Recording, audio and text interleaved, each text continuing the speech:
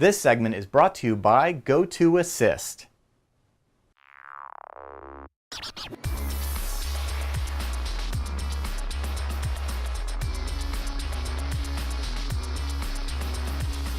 When it comes to gaming right now, you've either got the casual, smudgy screen or the hardcore. Actually, this is a pink controller. Hey. Pink controllers can be hardcore too. Yes, it can. You're here to marry them both. Yes. Are you going to pronounce them BFFs? Husband and wife. Yeah, there you go. I was going to say husband and wife, and I was like, but it's pink, so Whatever. I guess Who that cares? could be the wife. Change the whole gender boundaries thing. There's whatever. a lot of guys at the conventions who get the pink rubber ducky or the purple one. I So. love doing that too. I do too. Yeah. So yeah, my whole goal today was actually to get the PlayStation controller to pair Bluetooth-wise with the Nexus 7 and be able to play a game like normal and not have any issues. Well, I love this idea because, there's so many great emulators for Android now.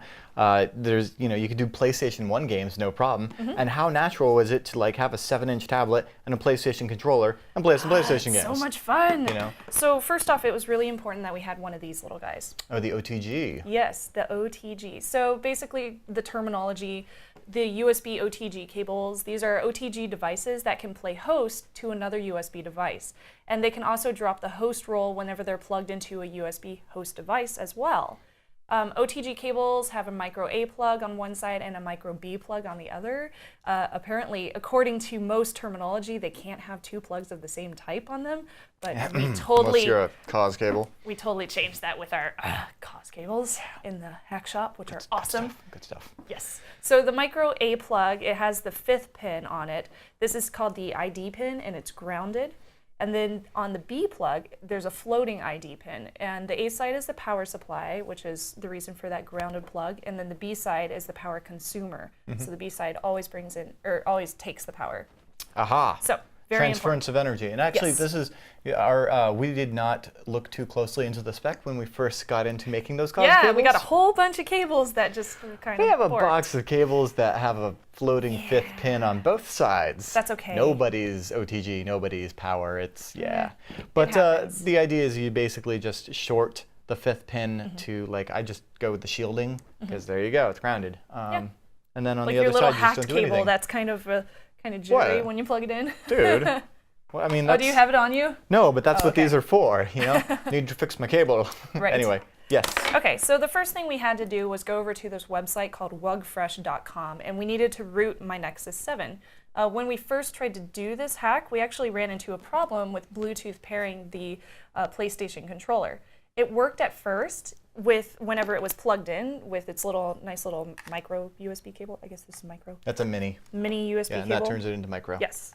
So it worked at first whenever I plugged it into the Nexus 7, but it wouldn't pair Bluetooth, and I had so many issues with this. Yeah, that's the thing, is the stock ROM doesn't support the PlayStation 3 controller doesn't over understand. Bluetooth. Yeah. Yeah, but it is kind of great though that, Google or whoever had the foresight to say, hey, we're going to support game controllers right out of the box by USB. And so if you don't want to go through the process of rooting, most of what you're talking about is going to apply even if you're just using it just plugged right in with an OTG adapter. And that's kind of cool because I know a lot of people are, especially after seeing what ownage can be done with P2P ADB, maybe they just don't want to root, So it's understandable, but I was still having issues. So I said, okay, let's root the Nexus 7. Well, that was a pretty simple process, right? Oh my God, it was so easy. So I downloaded this toolkit right off the website, and I'll have a link directly to it on our show notes, so it's super easy to follow. You just do the initial setup, and then you unlock it, and the whole time you're following these on-screen directions, and then you click this root button, and it says, okay, follow these directions, wait for it to boot, and then there you go, you're completed. Success! See, no, that's exactly it though. There you go, you're completed. No, not success. There's one more step. By the way! Lock it again. Lock your bootloader again. As Cause has demonstrated, you don't want to leave it unlocked. Now how do we'll you have to do go back that? and do that. I don't know if the tool Is this like a supports whole, doing that. Do I have to go in here and do some crazy no, stuff? you would use the tool to do that. You would just lock the bootloader again. Oh, okay. Yeah, that way somebody Let's make can't come sure- and cold boot, or let's not make sure cold we boot do you, that. but yeah, we will. For Hack sure. my thing with an OTG There and you a go. USB rubber ducky. Whoop. Hey, What? stop it. All right, move on. What? Okay, so the next thing I needed was the 6-axis controller app. When I first downloaded it, I was like, cool, so let's pair it. Oh, this isn't working. Oh, I need to root it. So I rooted the device, downloaded the 6-axis controller app, and I'll go back to the main menu. Save changes, want to exit, yes. Go back a couple of times. Okay, so this is the main screen on the 6-axis controller app. And basically what you have to do is pair your Sony controller with the Nexus. So you plug in the controller, you press start to find the device, and then you just follow the directions. So what I did was plugged in the controller. Haha, hence why we have the OTG cable. Plug this in, and then, okay, so I'll flip that on. Aha, and there you go. You have the input method to choose between US English Android keyboard, the default, and the 6-axis controller right here. So it identifies it. So that's great, but I also want to make sure that it knows that it's a Sony PlayStation controller, and I pair it. Aha, so what I did you can already start using it. Yeah, so over, you can start over using USB. it. See how that's moving the menus around? Right. Yeah, that's cool. So at first what I did was click start right here, and then it would give me a whole bunch of directions down at the bottom, and eventually it would say completed, so I'm good to go. Yay! So you only have to do that once, though, to pair it. Yeah, you only have to do it once, and then it is paired for good. And then I can unplug the controller, like so, and you'll see it moving around on their screen, like that. Aha, there you see go. That? Check it out. Yeah, so we cool. know it works. Even on 6-axis controller. Now, when you first go to a video game after doing this, you're going to find that the controls are totally screwy. Like you run straight ahead and on the analog stick, and you're running sideways. And you're like, what's wrong with this? And then you try to hit the gun, and the gun's paired with like, you know, L2 or something. It's not going to work right, you know? It's not normal gameplay. Well, because, I mean, isn't the PlayStation controller just emulating touching the screen for you? Or emulating keyboard? I mean, how many of these games expect you to, like, plug in a keyboard? Exactly. So you're having issues, right? So what you have to do is go back into the 6-axis controller app, click on the menu button, these 3 little periods at the top, click Preferences, and then choose Touch Emulation. So if you click on touch emulation, you want to create or edit a touch profile. So edit touch profile, and then double tap for menu. So you double tap on here, and you can create a new one if you wanted to by adding your own keys. So add button. So you can add buttons. Oh, there you go, R2, R3. So I could choose the analog stick, and I can move it around on here wherever I want it to actually touch with Bluetooth on the screen. So now, when I move this, that's See? where that's going to be. Yep, exactly. Cool. Now, I already did a mapping feature on here, so I'll go ahead and exit that one and start a new one. I guess I could just load it straight from there. So load dead trigger. So this is my dead trigger one. How did you get the image to be like that? Isn't that awesome? So there's this really, really helpful forum post online. We had to look around for it a little bit. It was Nexus 7 PlayStation controller mapping profiles, and I'll put the link in the show notes for that as well. They have a list of downloaded mapping .rars, and then they also have screenshots if you want to do it that way. Okay. So I saved the screenshot. I emailed it to myself on here on this Google Gmail app, and then I just saved the image onto my Gmail. So in here, I was able to double click. I guess you could take a screenshot too. You could, like, I think on the Nexus it's like power button and volume or something. Yeah. So I got my screenshot, and then back here I put edit background. Okay. And then I just edited the picture, and I was able to move it around so that it would match the actual game controls. And so this is a screenshot of the game. This is a screenshot of the game, and these little controls, I can move them around and have them match the little icons on the image. So if I move this, for instance, I can see that there's actually one underneath it, and you just need to put that on top of there. Yep. Put this guy on top of there. So like that one's the start button, which pauses the game. So now when I press the start button, it'll think I'm pressing right there and pause the game, etc., etc. So after I've done that, I want to make sure that I save it.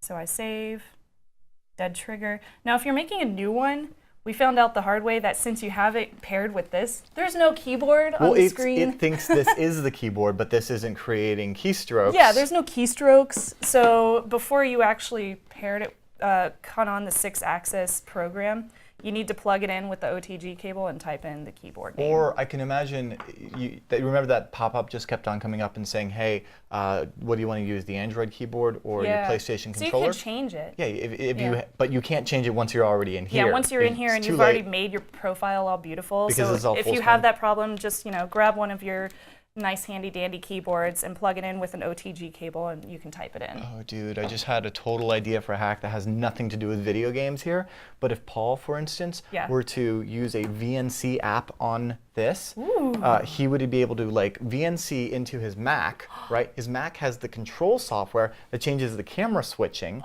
So if Paul like clicks here, it switches to camera 1, Paul clicks there, it switches to camera 2, and then he could map the PlayStation controller to do those presses. That would be so cool. Although that's really like relaying from this to the Nexus through VNC to Paul's Mac, so I guess you would just take out the middleman. But still, it's pretty cool.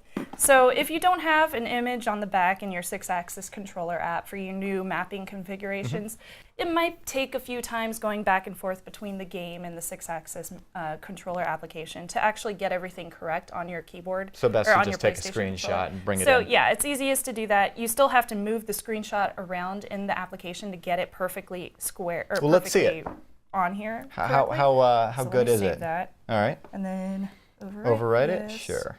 Okay, so we have it ready to go. We're going to click into the game. This is the game right here. And I'll let you try it out. Huzzah. What do I do? Let's see. Click resume. Okay. What's shoot? So shoot is, I believe it's the square maybe? Yeah. Oh, zombies are getting me. There you go. Oh, I just shot a zombie in the head. Nice, yes. For your controller and frame. There you go. Oh, there we go. All right. Sorry about that, Paul. Now, can you tell that the configuration is a little bit off? It's like a bit you can stiff. see the mouse down here whenever you're controlling the analog stick. Yeah, I mean, I can look around this way. I can move this way.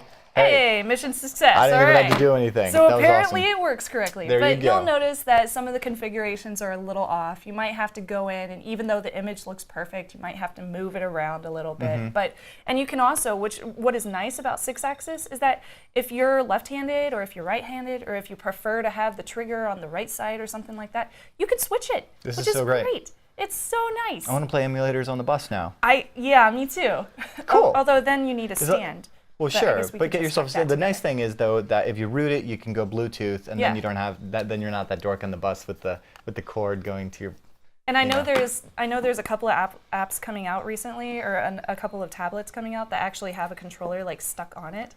And didn't you talk about one of those on App Judgment? I did, yeah. On App Judgment, I talked about the WikiPad with Anthony Carboni. And so it has nothing to do with Wikipedia? No, it's just called the WikiPad, okay. And it's an Android tablet, and it has a built-in controller to it. But this is great because you're not spending the extra cash. Hell, I could use my phone. Built-in controller, you can use your phone. Then I could just have to walk around with a pink controller in my pocket everywhere I go. That's. You know what? That's okay. Let's go. I'm ready. Let's land. It means that you're totally, decent with yourself. You're happy. Yeah, I'm feeling pretty good. You're comfortable. Ooh, yeah. A belt buckle with like a big like. I'm ready to go. Huh? But you have to have it upside down so you can play you're right. at the same time. So I can look down and play with my. Let's move on. So coming up soon, we're going to have some awesome email questions from you guys where we talk about sidejacking. But before then, we're going to thank one of our awesome sponsors. We'll be right back.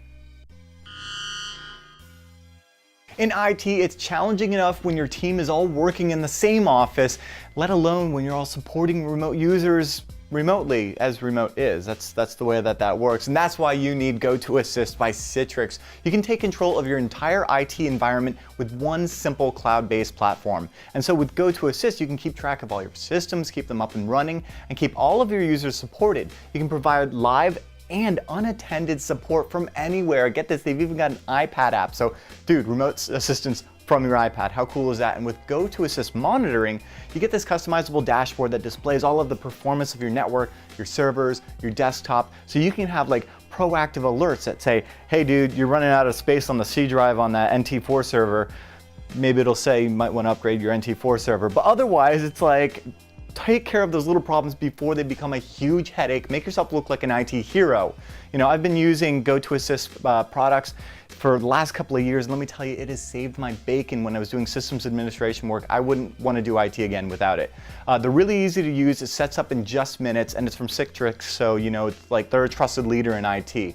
So go ahead and sign up today. They've got a special offer just for us. It's a free trial. Visit gotoassist.com. Click on the Try It Free button and use the promo code HAK5.